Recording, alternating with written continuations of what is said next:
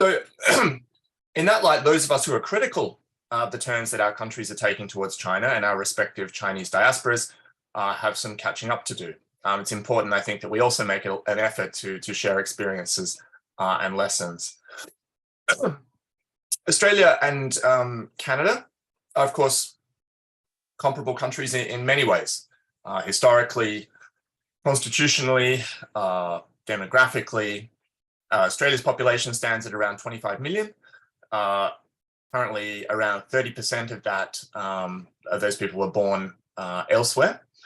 And at the most recent census in 2021, was identified that about 5.5% of the population have Chinese ancestry.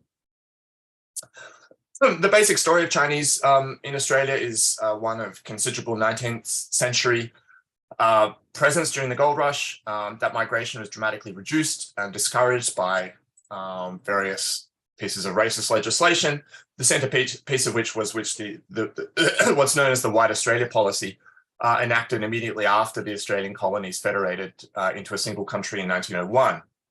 And that basic policy stance wasn't unpicked until the 1970s. And the notion that Australia is vulnerable to demographic swamping from Asia is really never far below the surface in Australian politics. Blunt proposals to restrict migration from China have again become part of the mix in recent discussions. Now, much more could be said about Australia's paranoia towards its status as a white settler society on the edge of Asia, and the way that that is reflected, has been reflected in our culture. The other side of the story, which does also need to be acknowledged, though, is of considerable enthusiasm in the last few decades for China's rise and the perceived benefits that that's brought to Australia, primarily perceived as economic benefits. It wasn't that long ago, just 2015, that the Australian Prime Minister was celebrating the signing of a China-Australia Free Trade Agreement. And despite the calls for decoupling, it's obvious that much of Australia's corporate elite still see this country's future as very much tied up with that of China. You could, I suppose, describe this as a form of schizophrenia. Despite the significant turn in Australian politics, which I'll describe, this schizophrenia is still with us. It's not uncommon these days for the nightly news to feature a story first up about the AUKUS Pact, the new pact to share nuclear submarine technology between the US, UK, and Australia, which is very explicitly motivated by the possibility of Australia joining a war alongside the US against China. And then immediately following that, an upbeat news item about the removal of trade barriers between Australia and China and the opportunities to do business that this will open up. And the media just reports on these things with no evident interest really in exploring the obvious contradiction here. What I'm essentially trying to say here is that all other things being equal, I don't think that the Australian foreign policy establishment had a particular desire to pick a fight with China. Nonetheless, in the last 5-6 years, relations have seriously deteriorated. And you'll find various analyses of why and how that deterioration eventuated. I'll give you my take. I think explaining the why here requires taking quite a wide lens on this issue. Ever since colonization, Australia has sought to secure the presence in its region of a dominant imperial ally. That really seems to be part of Australia's political DNA. First, soliciting a more active role for Britain in the region, and then the United States in the post-World War II period. And that's been seen as a necessary part of a strategy to shape the Pacific and Southeast Asia in ways amenable to Australian interests. So Australia, probably of all Anglophone allies of the United States, is the most sensitive to any suggestion that the US may be pulling back from Asia, maybe less committed to the alliance architecture in the region. And my sense is that the Trump election was a wake-up call from that point of view. It led to a new view in Canberra and that Australia needed to do more to encourage the US in a policy to retain primacy in Asia and to indicate Australia's willingness to actively support such a policy. Now, there's a range of alternative explanations out there. One popular one attributes more of a guiding hand to the US, sees Australia essentially being pushed into confrontation with China by an aggressive Washington. I think there's room for some nuance here. There are incidents where you can clearly see America putting its finger on the scale, expressing displeasure towards what it's seen as an overly accommodating posture towards China on Australia's part. But I don't think you need to invoke American pressure fundamentally to explain why tensions have risen.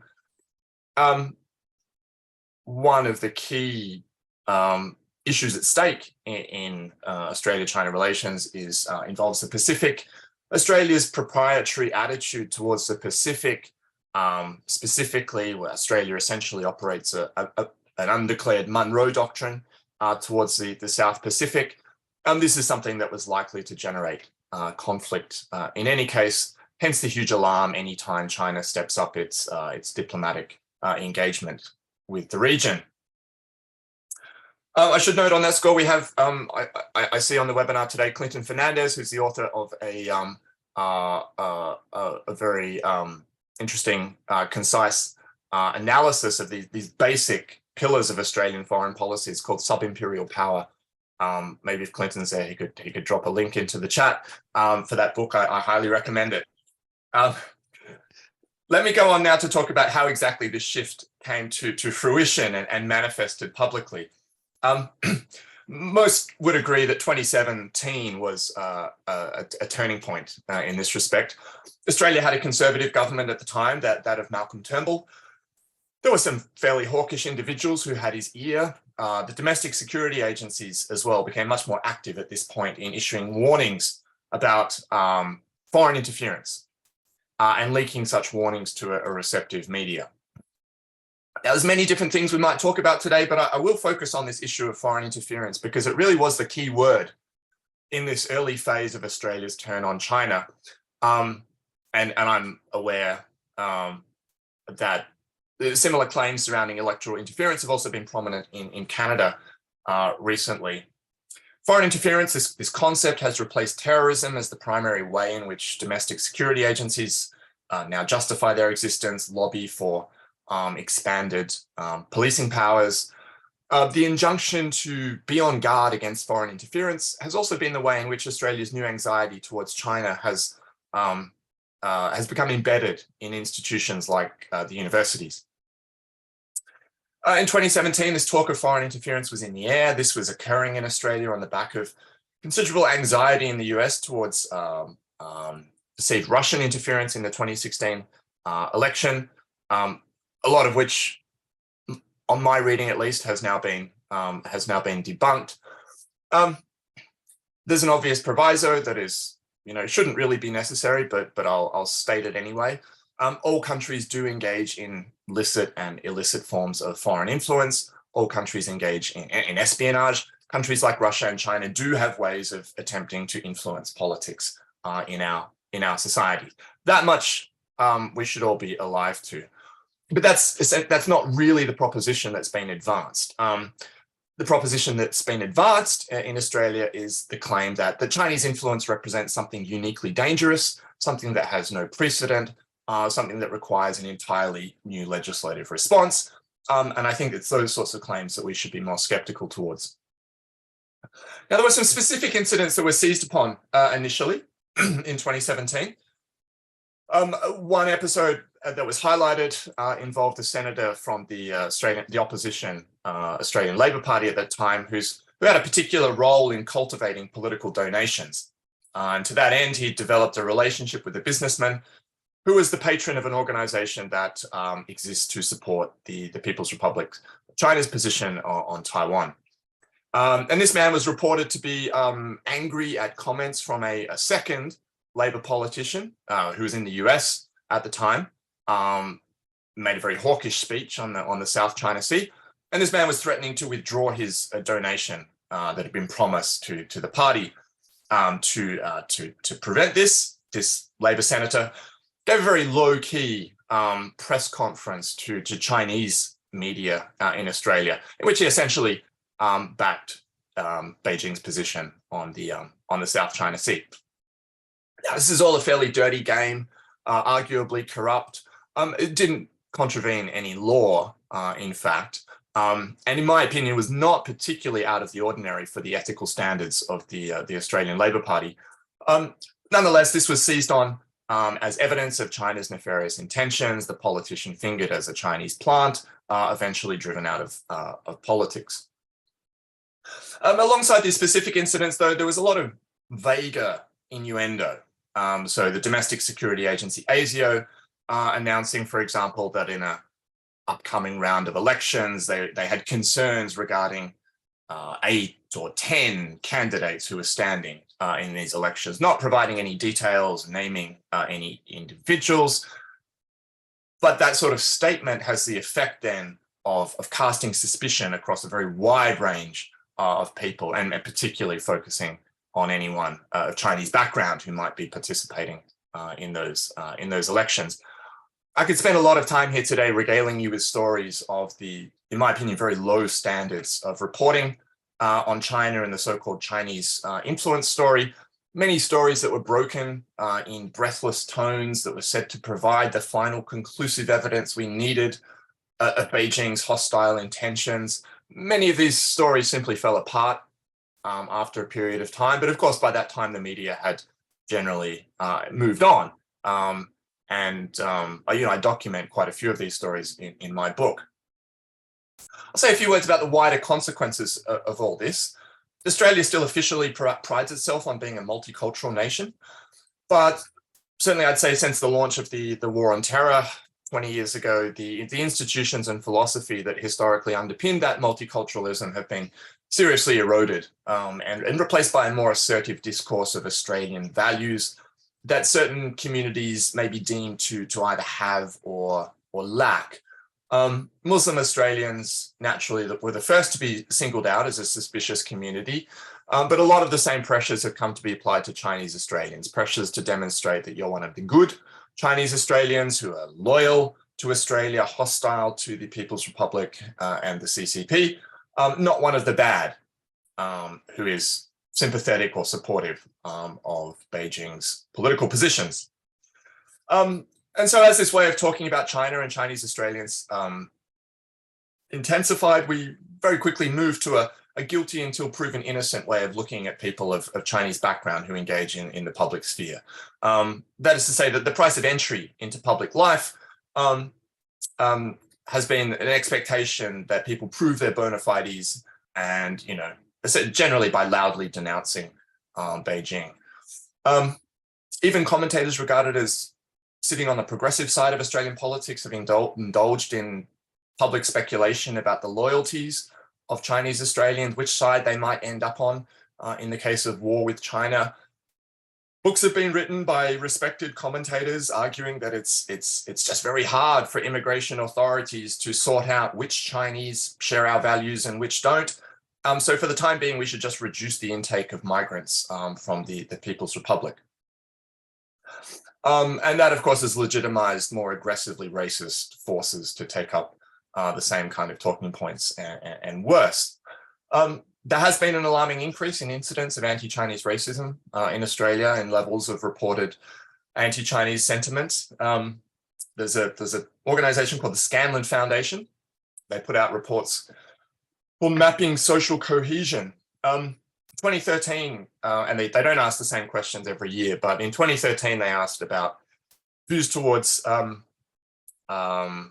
Chinese Australians, and 13% respondents reported that they had negative views towards that community. 2020, when that question was asked again, they found that 47% of Australians felt they had negative views towards that community. A year later, there was a poll by the Lowy Institute that found that in the preceding 12 months, 31% of Chinese Australians had suffered racial abuse, 18% had been physically threatened or attacked because of their Chinese heritage.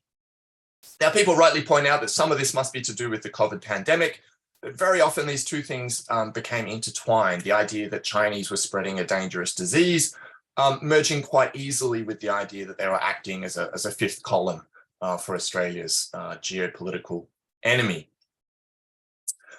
I want to talk a little bit now about the legislative response.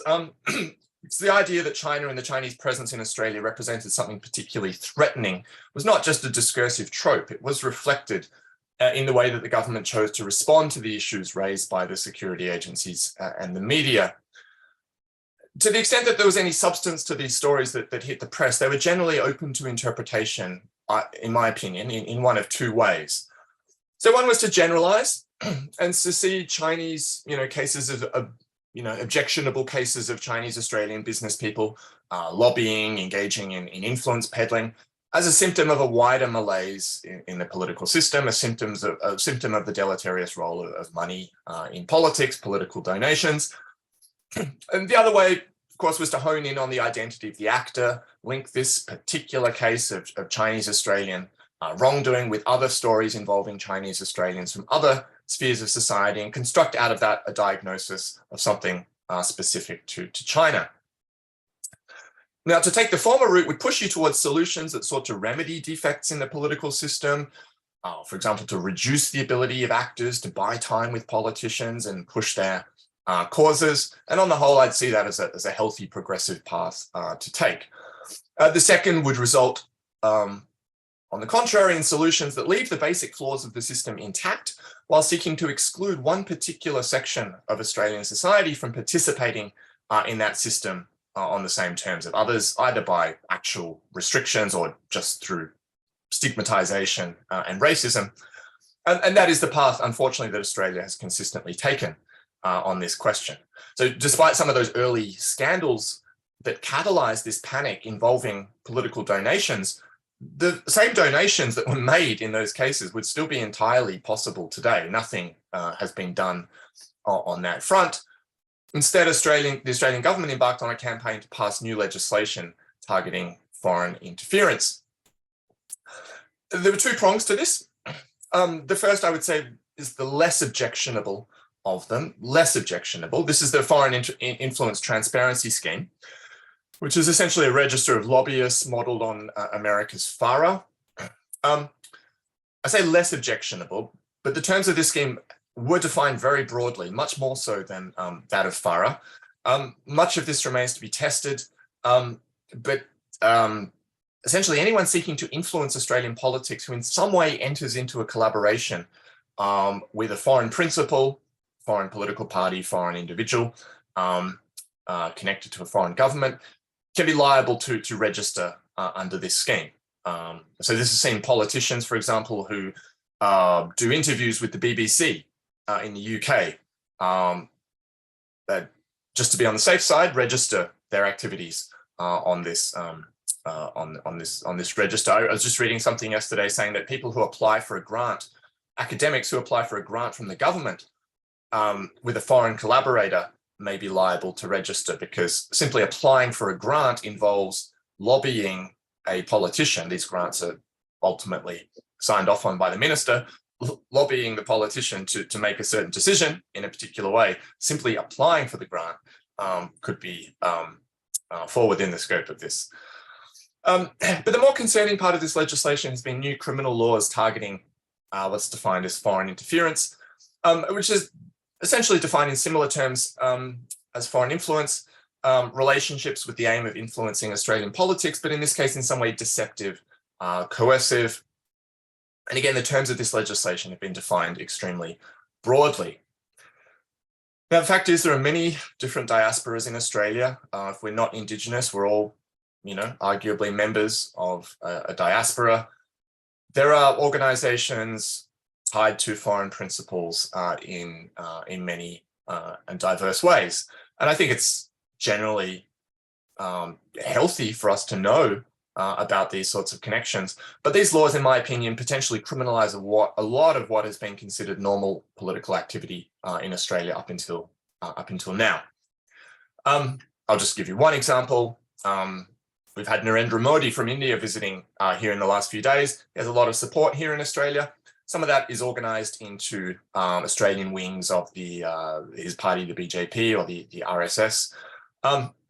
Now, if members of one of these Australian organisations, as I assume they do, from time to time, went back to India, consulted with allies there on campaigning strategies in Australia, and then returned to Australia to carry on this work without publicly disclosing the discussions that had been had, the relationship that existed with this foreign principal back in India. That would be enough to trigger the deceptive element in this clause in the legislation, and see those activists liable for up to 20 years in jail. I can give you some more concrete examples of the cases that are running at the moment. There is a test case of these new laws currently ongoing in Melbourne, centering on a Chinese Australian community figure who stands accused of preparing to commit an act of foreign interference, simply preparing, but that carries a 10-year jail sentence. And what this man did was, at the height of the COVID pandemic, to donate $40,000 to a hospital. Based on his communications at the time, he's very explicit that this was a way for him to try to counteract the negative sentiment that had arisen towards Chinese Australians in the context of the pandemic. At the ceremony to mark this donation, he invited a member of the government to come and participate. And the case against him rests on the claim that in doing so, he was preparing to covertly influence that politician. According to reporting in the New York Times, the prosecution has conceded that their evidence against him is entirely circumstantial. It doesn't involve any specific evidence of collusion with the Chinese government or anyone else, but it claims simply that this man, because of his associations, he's previously been involved in organizations such as the Council for the Promotion of Peaceful Reunification. That's the organization that lobbies for China's position on Taiwan. Therefore, he can be considered to be likely to act on China's behalf. And the judge has decided that the case can proceed on that basis. The only other charge I'm aware of so far involves a case of reckless foreign interference.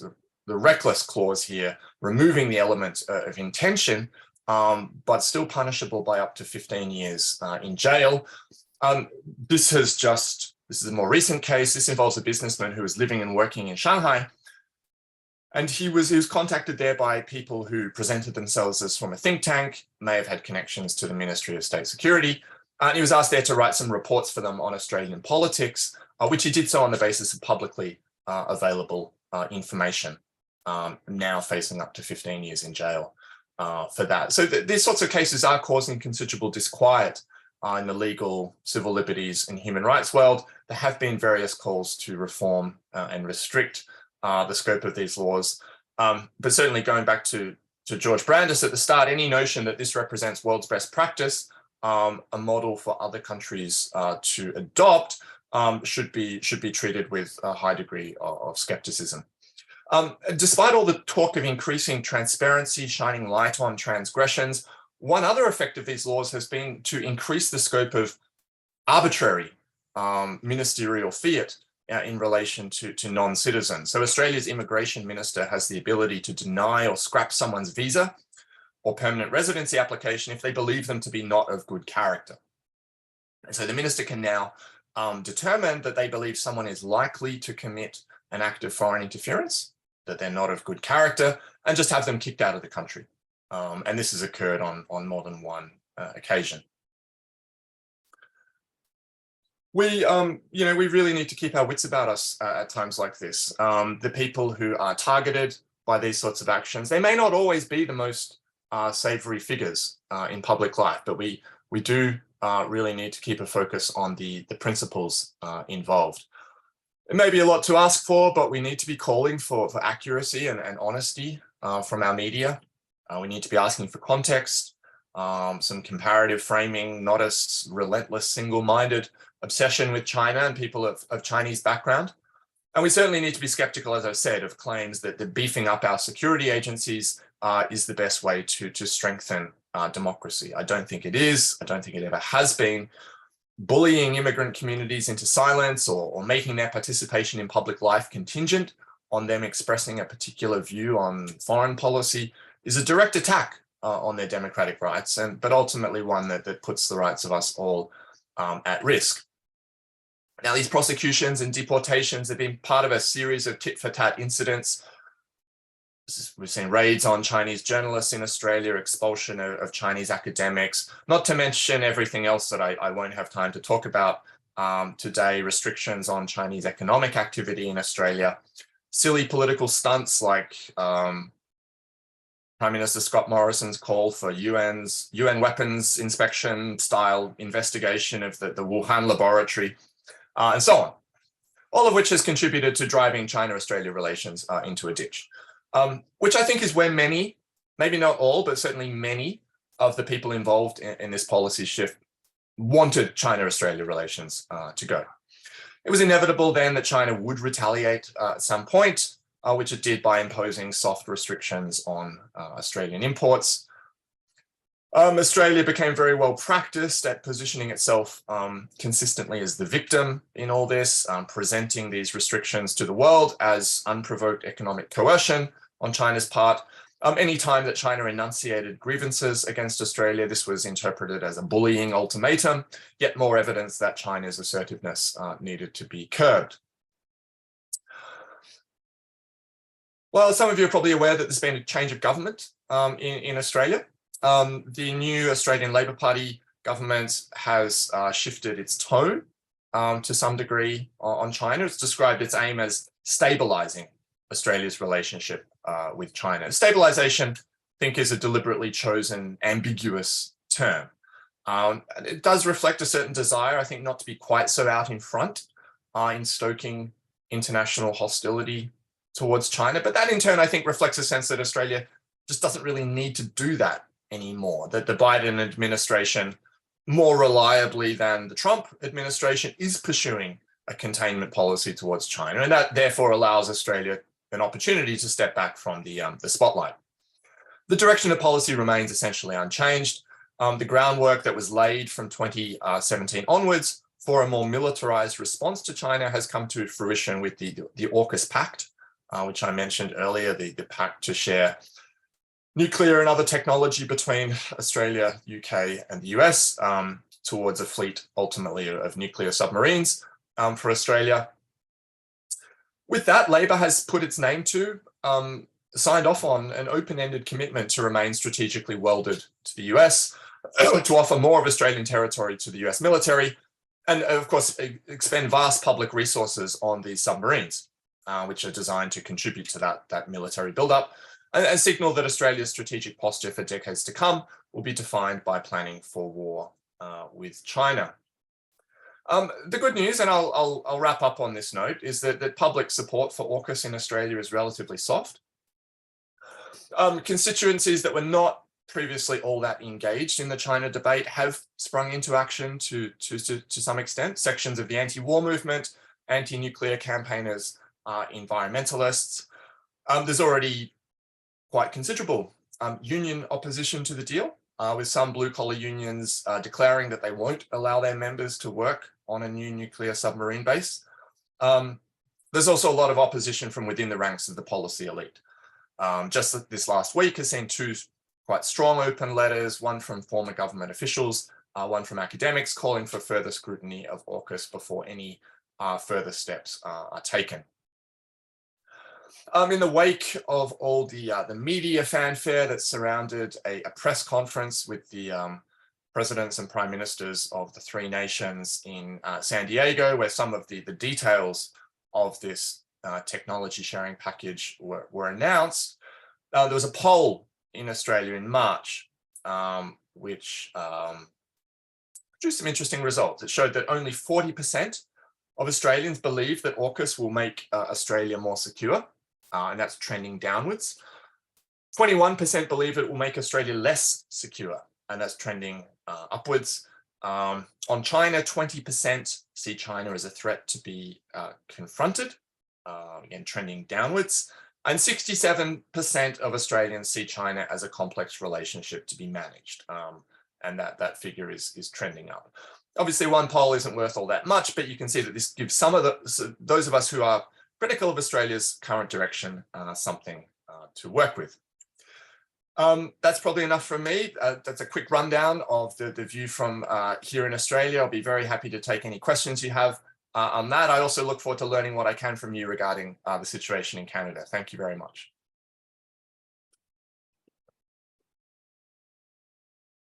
David, thank you so much for a fabulous presentation.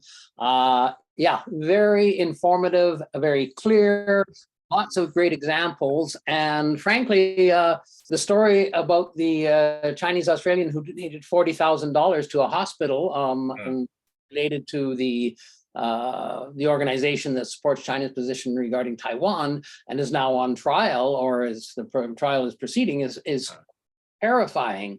You know, I think that we see things going down that road here as well.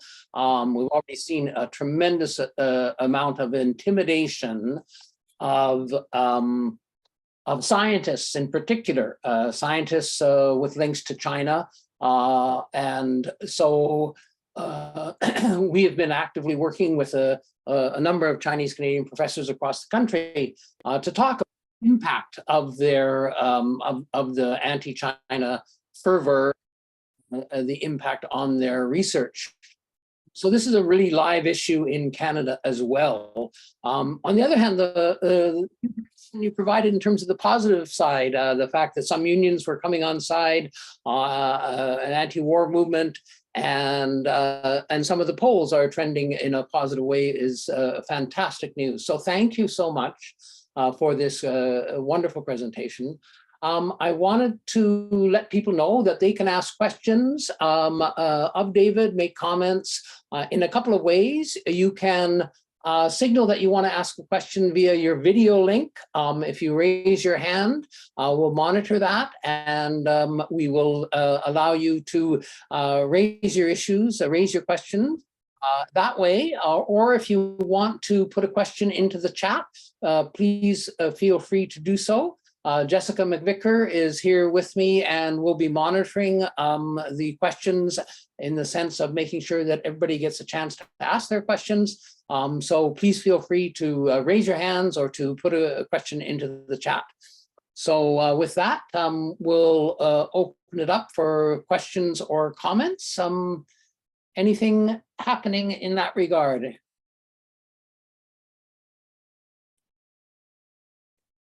Yes, we've got one from Yuri. Yuri, do you want to unmute and ask your question?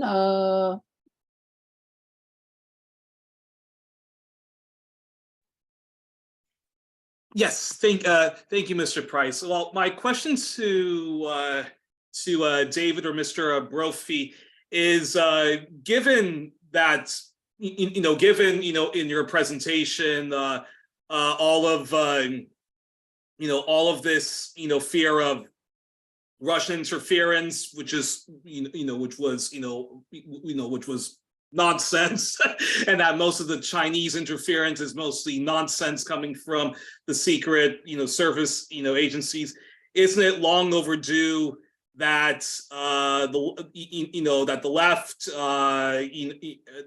that and society in general shouldn't we be calling for an abolishment of the CIA, CSIS, and the equivalent in Britain with the MI5, and of course Australia, New Zealand, known as the Five Eyes Alliance, and because this is so linked to the pivot to Asia and trying to contain China.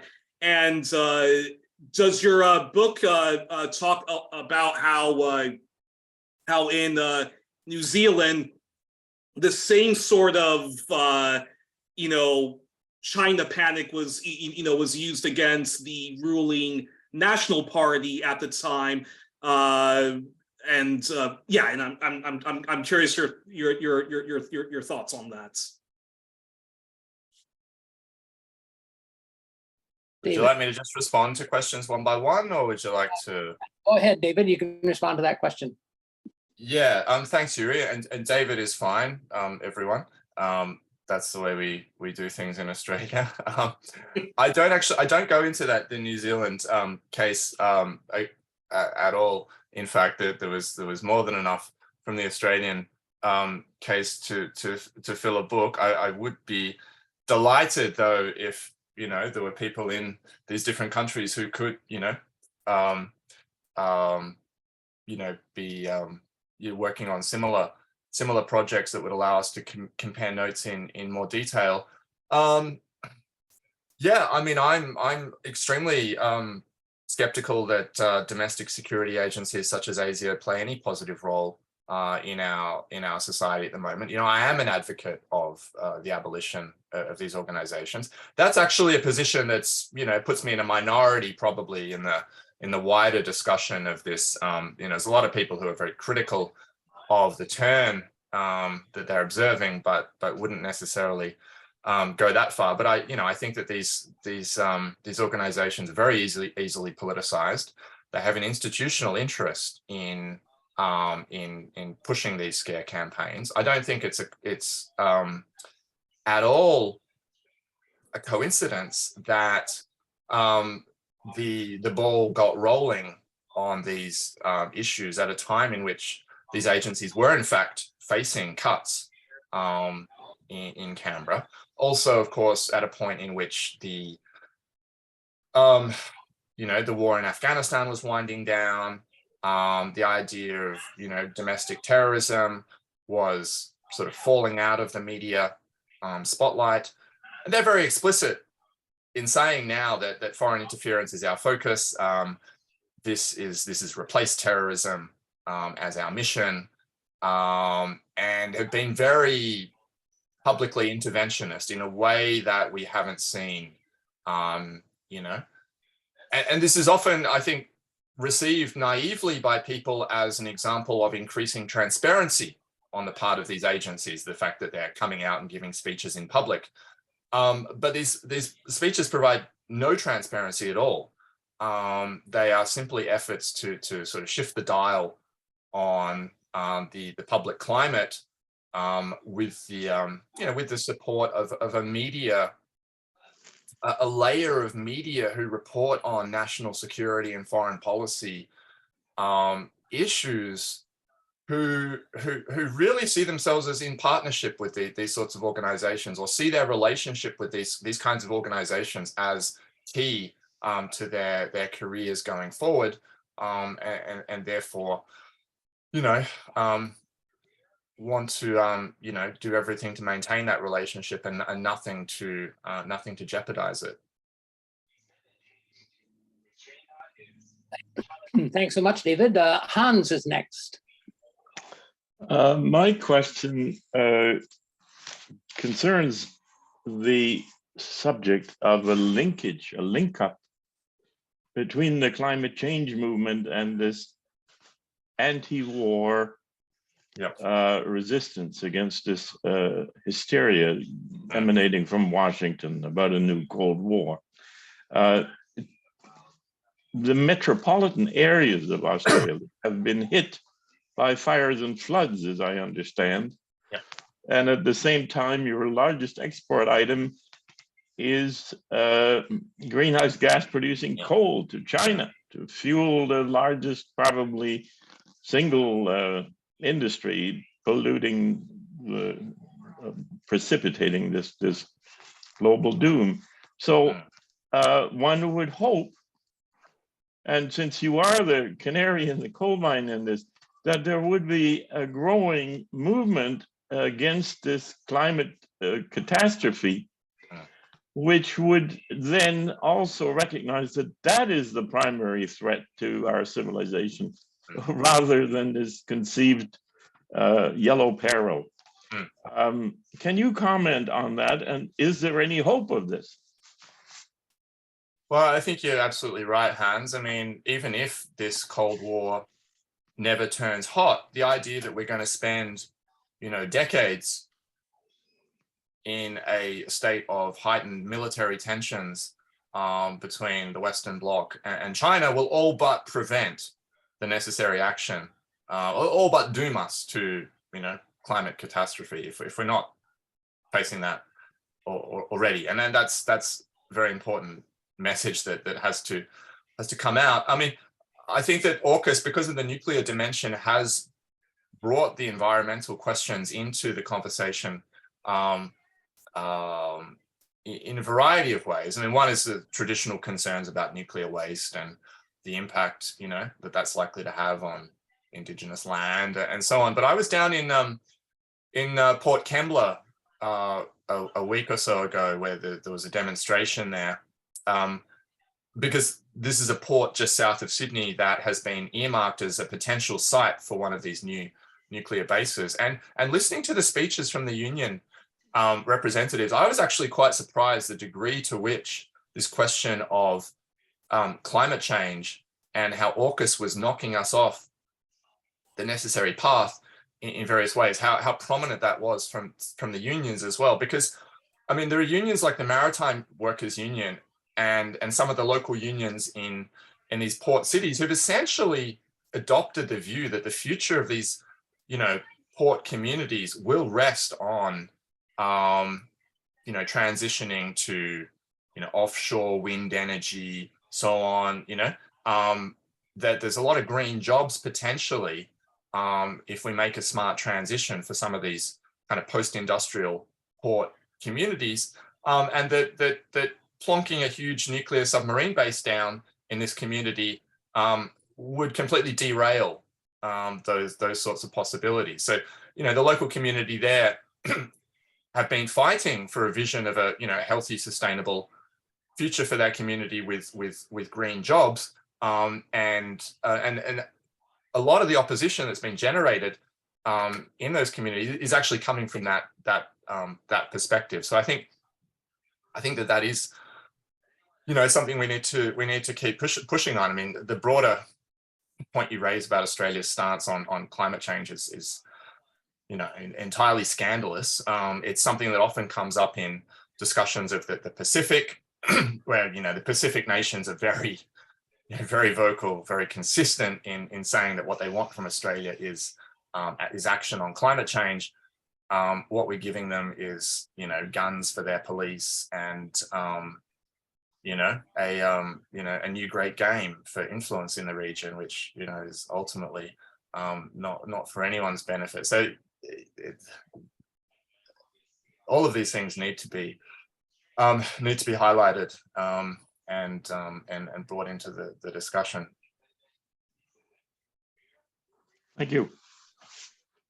Thanks, David. Jessica has a question that came up in the chat. Jessica.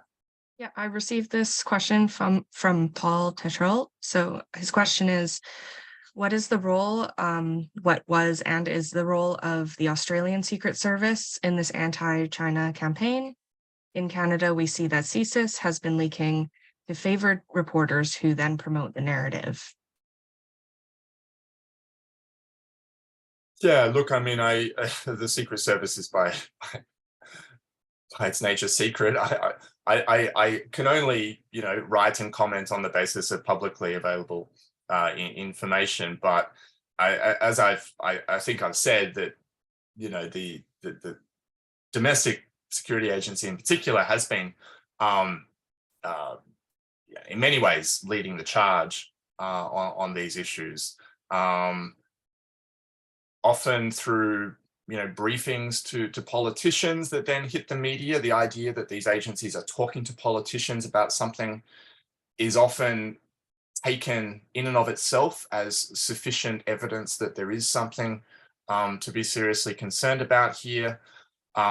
There were various, in 2017, there's a still yet to be declassified and may never be declassified report that was produced involving input from different security agencies, which is said to have influenced the shift. Now, some of that material probably did make its way into the media in some of the reporting at the time, but it's still, this key document that supposedly justified this shift has never been released to the public, I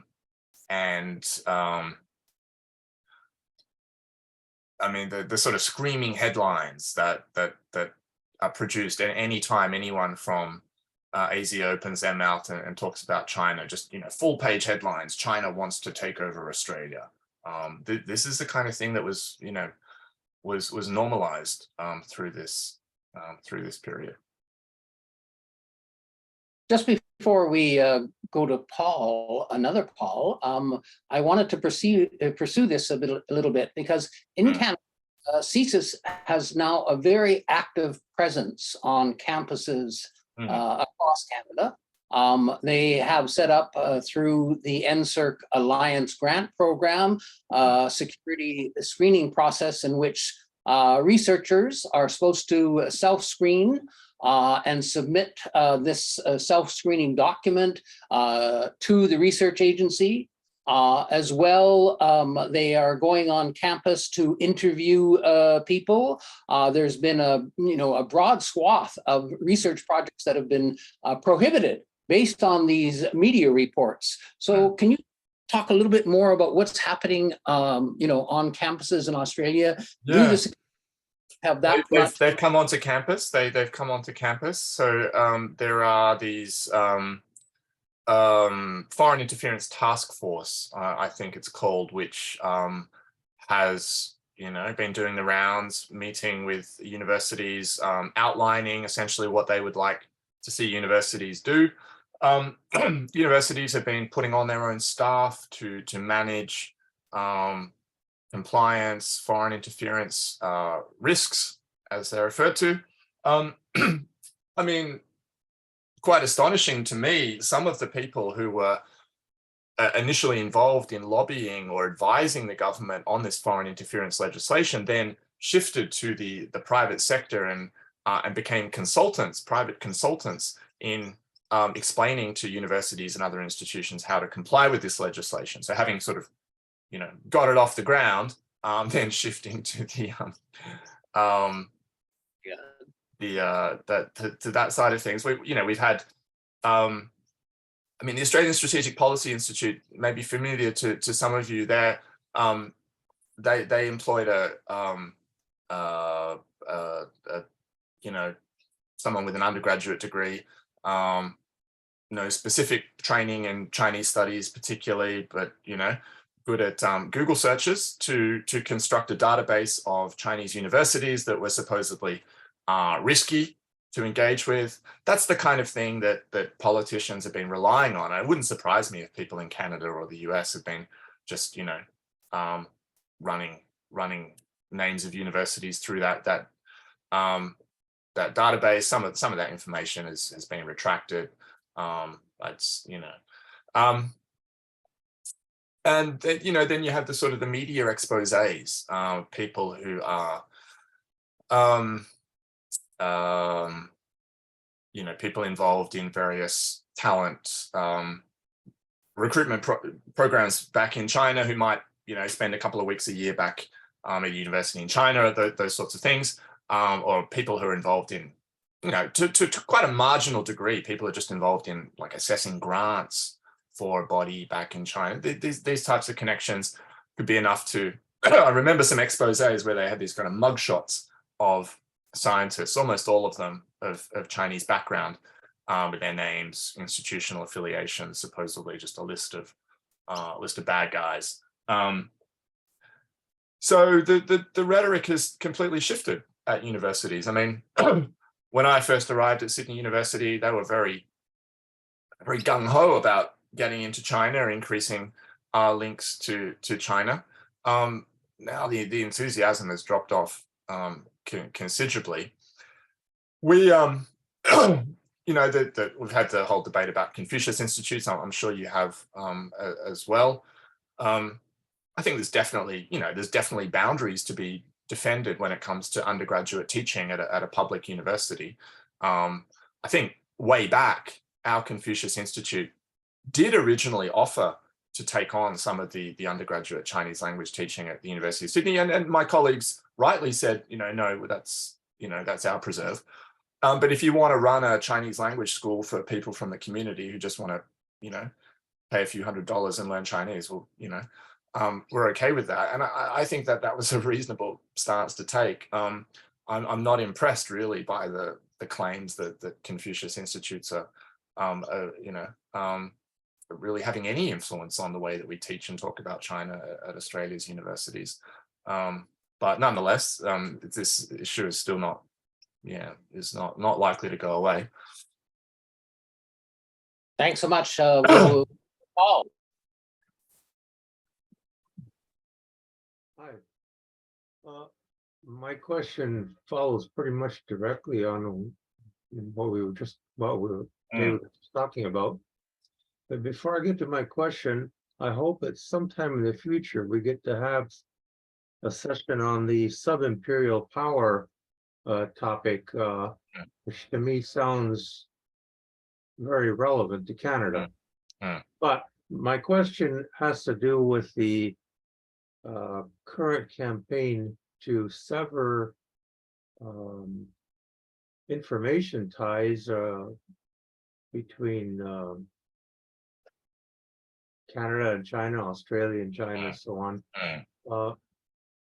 My wife and I were in China in 2019 for a month, and I was amazed at how more advanced than Canada that China already is in many areas.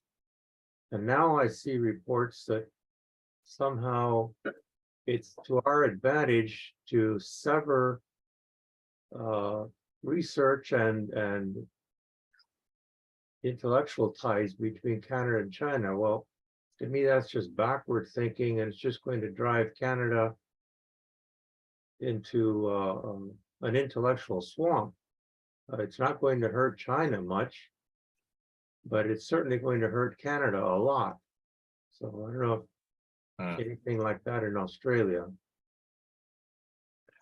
Well, I think it's a predictable consequence of the path that we're on. I mean, the amount of co-authored research with China or academics in China in Australia is very, very large. I mean, I think I was just looking, my book has a statistic report said that 16% scientific papers by Australian researchers were co-authored with researchers in China.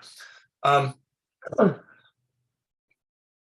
don't have an updated figure on that, so I can't really speak to the trends, but we've seen, for example, in the last round of Commonwealth grants in the sciences and the humanities, there were grants that were just vetoed. Now, currently, the government doesn't even have to provide any justification for doing that, but there's every likelihood that this was because these triggered some concerns about Chinese participation, probably in the hard sciences. The new government has in fact said that they will justify every time that they do that. So we may not be as willing to do this. But if a university then senses that there is a heightened risk that a grant will be rejected because it has someone from China listed as part of it, I mean, they're just going to ask their academics to take that person off. Universities put quite a lot of their own resources into getting these grants up, and that they'll be very responsive to those kinds of signals. I would imagine. I mentioned in passing a couple of academics from China who were kicked out. These are academics who are very involved in Australian studies in China. People who are really, really pioneering Chinese academics who specialized in the study of things like Australian literature and so on, but also fulfilled their public role in providing commentary for the Chinese media on events in Australia and were critical of the direction that Australia was going in. This attracted the ire of security agencies here, and these people had their visas scrapped. They're not able to enter the country. That's the degree of paranoia that we have towards these sorts of individuals. These are humanities scholars. So that's the kind of thing that we constantly knock China for doing. But everything, the direction that we're going in is just taking us increasingly towards mimicking that sort of behavior. So I think if there isn't a significant shift, then I think that we will see a drop off in research collaboration. And it's also, I mean, the way in which our universities are becoming so tied up with the military, and that's only going to increase through the AUKUS hacked. I mean, one of the reasons that people say that we shouldn't collaborate with China is because, you know, their universities are all connected to the PLA, so on. They throw around these terms like civil military fusion as if there's something unique to China about this, and therefore we shouldn't collaborate with them on that basis. Well, I can easily imagine people in China turning it around and looking at Australia and saying, all of these universities, their science, it's all being directed towards this military campaign against us. Why would we want to support that by collaborating with them, you know? So that's what a decoupled world looks like. It's not a very attractive world. Thanks so much. Richard has his hand up. Richard, do you want to pose your question? Yes, can you hear me? Yes. Yeah, okay. Well, the question I have is not the topic you're talking about tonight. Sure. However, it's about Julian Assange. Finally, in Australia, they had a big rally to free Julian Assange. And I don't know how the Prime Minister what his really feeling is about Julian Assange. Would he push also to press the United States to stop torturing him and have him freed, please? Yeah, I think we'd all like to see that. I'm not impressed with the Labor Party and their stance on Assange. I mean, I think that there are people around the Assange campaign who've been optimistic that the new government would take a different stance, and there were things that were said before the election that gave some grounds for that kind of optimism. But when you look closely at what they're actually saying, my impression at least is that really they limit themselves to saying things that are quite ambiguous, like they hope that this is all resolved quickly, you know, that this has been going on for too long.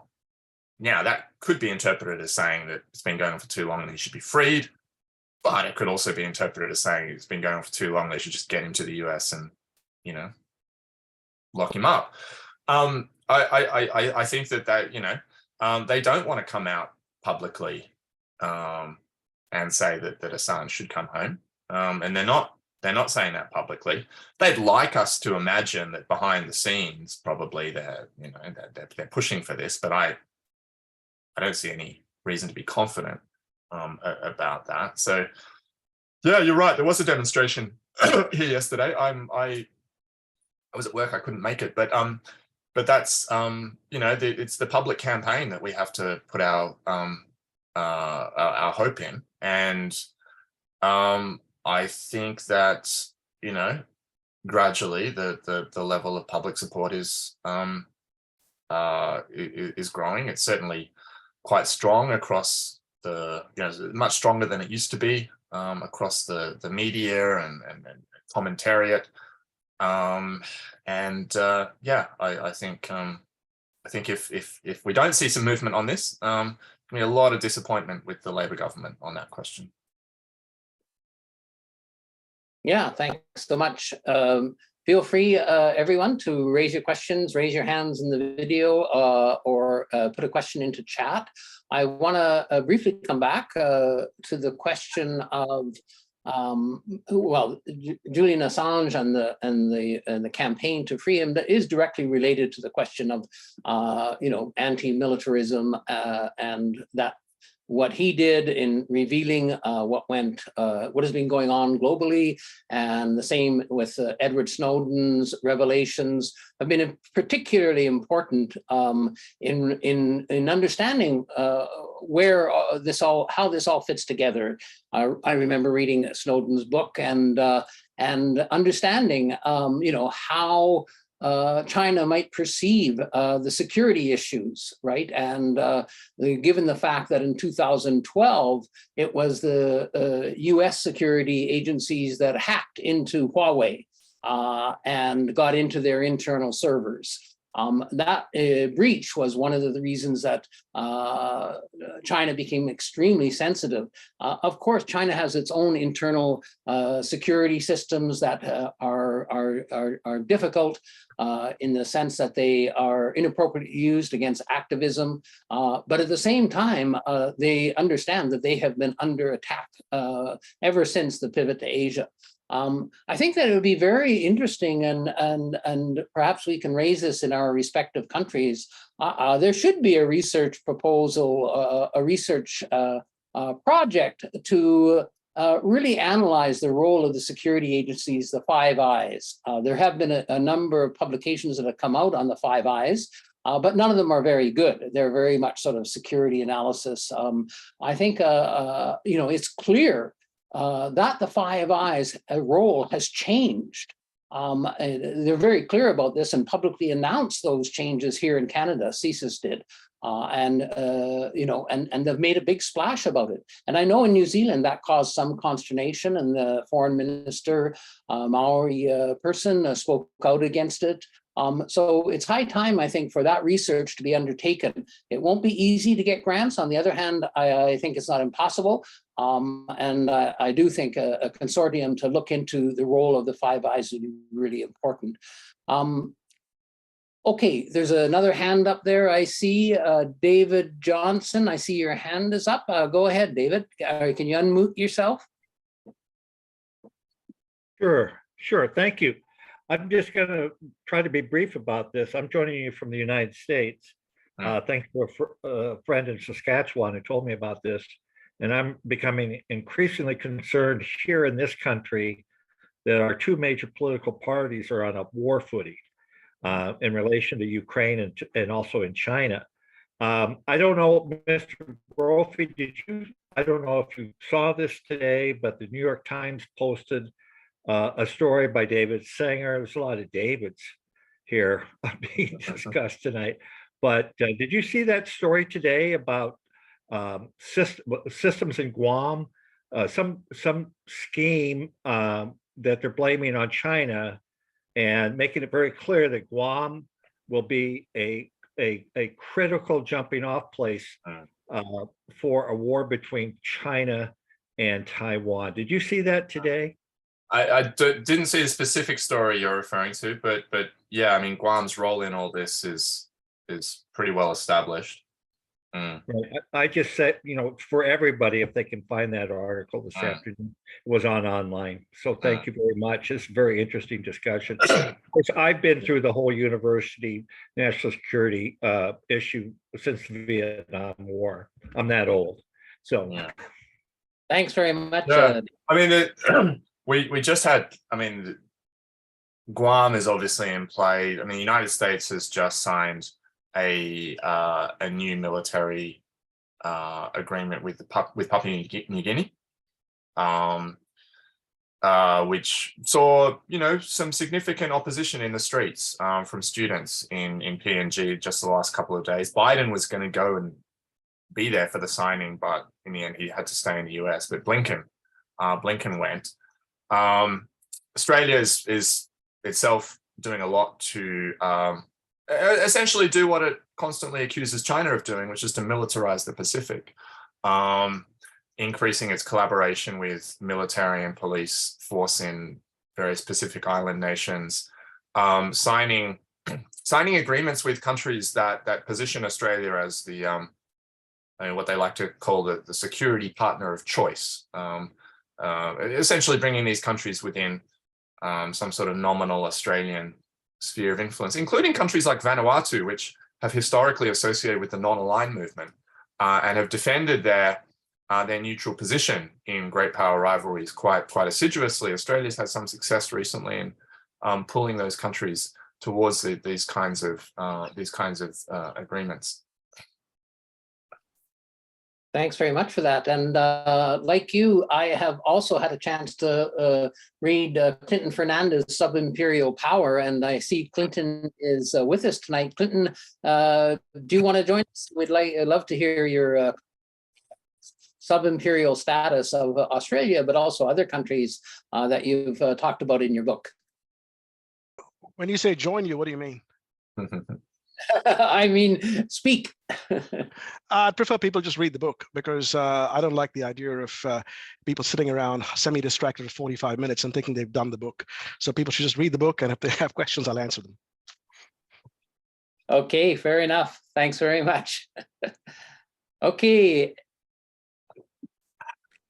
One of the questions that's come up in the chat is related to economics.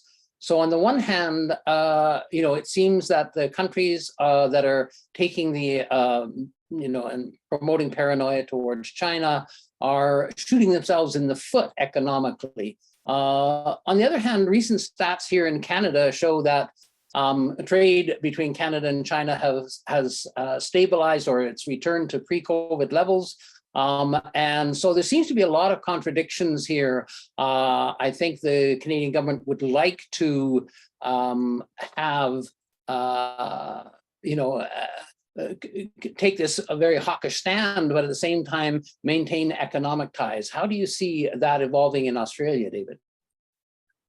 Well, that's been a common assumption here in Australia too, that the economic connection would act as ballast, would prevent too much of a lurch in a hawkish anti-China direction.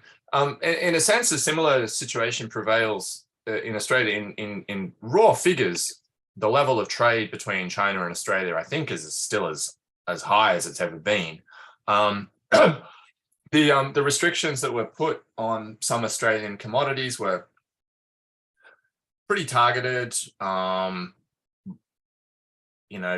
Some of them would be considered luxury items, wine, lobster,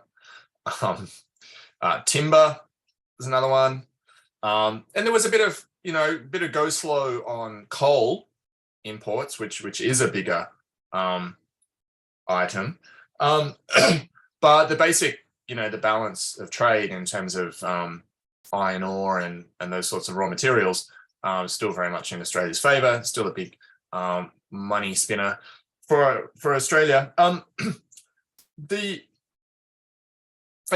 are chambers of commerce in Australia and so on who've been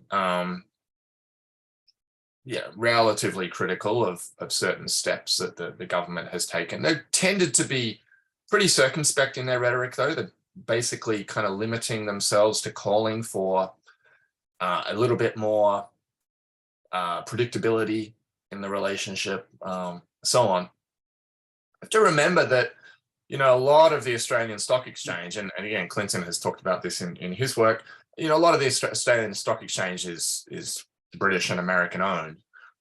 Some of the big companies that are exporting to China are, can't really be considered Australian companies. There's only a couple of miners that are,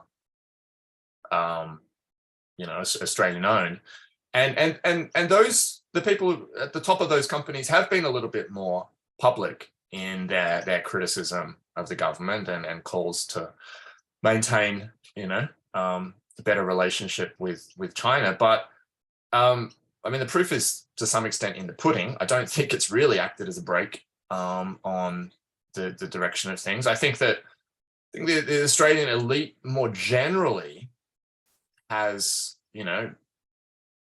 close to consensus view that that American dominance provides Australia with the best of all possible worlds, and that that is something that needs to be maintained, because this is something that creates a generally favorable climate for Australian economic activity internationally. It puts Australia on the side of the top dog internationally. Australia imagines having a seat at America's table in a way that it probably can't really imagine having a seat at China's table, and so on. So yeah, it is a factor, but it's not necessarily the kind of factor that it gets blown up to be. And I think this idea that corporate Australia is all in the tank for China is a kind of a, sometimes this is a sort of a handy rhetorical club that the hawks use to advance their agenda. The evidence suggests that it's not actually really the case. All right, thanks for that. We're about to wrap up, so any last minute questions, please feel free to raise your hand now. Put them into the chat, and I see Yuri has a second question. Yuri. Thank you, John. Well, a quick follow-up, David, is where's the former Prime Minister Kevin Rudd in all this? Because I always thought that Rudd was more of a advocate of détente with China. Has he been speaking out and trying to be a voice of reason in telling his fellow warmongering labor people and the warmongering liberal national people to have more détente with China, or not so much? Because I know that his society had the neocon Condoleezza Rice, and do you think people should check out John Pilger's film The Coming War on China about the pivot to Asia? Oh, well, The Coming War on China is not a bad film. I watched it for the first time just 6 months ago. It has this really long introduction talking about the history of nuclear testing and so on in the Pacific, which was quite informative for me. I'd like him to do something a little bit more focused, perhaps on the China question to get his message across more effectively. But look, I wouldn't expect too much from Kevin Rudd. Labor, particularly ex-politicians, were very happy to hit the conservative liberal government on the China question from time to time. Rudd has tried to position himself as a bit of a China whisperer, that he's a guy you can go to kind of get the get the inside story on China, and has often liked to see himself as someone who can negotiate this relationship. I don't think people in China like Kevin Rudd very much. The fact that he speaks Chinese, that was enough to kind of generate a little bit of goodwill. But I think in terms of his actual stance, that there was the WikiLeaks revelation of a private meeting with Hillary Clinton 10 years ago more, where he was effectively lobbying her to keep the military option on the table in relation to China. That came out. I've seen Rudd behind the scenes privately talk very zealously about the need to preserve the American-led order. Think what you like about America, but China is much worse. Just that sort of simplistic, it's us or them kind of way of looking at things. Rudd is now the ambassador of Australia to Washington. So no doubt he'll be, you'll be hearing from him a bit more in the North American discussions. No, I mean, Rudd has a kind of a wonkish delivery. He's written quite a thick book recently, but I think on the basic questions, he's he wants China to capitulate and acquiesce to continued American hegemony in Asia as much as anyone. All right, thanks so much. At this point, we'll bring our discussion to a close with great thanks to David Brophy for a fascination and for taking the time to answer all the questions that have been posed. Much appreciated. I think as a progressive senator, Yuan Pao Wu here in Canada has said, we need to put our seatbelts on because we're in for a bit of a rough ride. And here in Canada, things are very tough. Public opinion polls are not positive in the sense that David has described in Australia. They're going from bad to worse. I think that we need to, hear the messages that people like David can bring us, and we need to hang in there and continue to oppose the warmongering and the anti-China rhetoric. We will get through this. Any last words, David, in terms of how you see things going, where we're going to end up?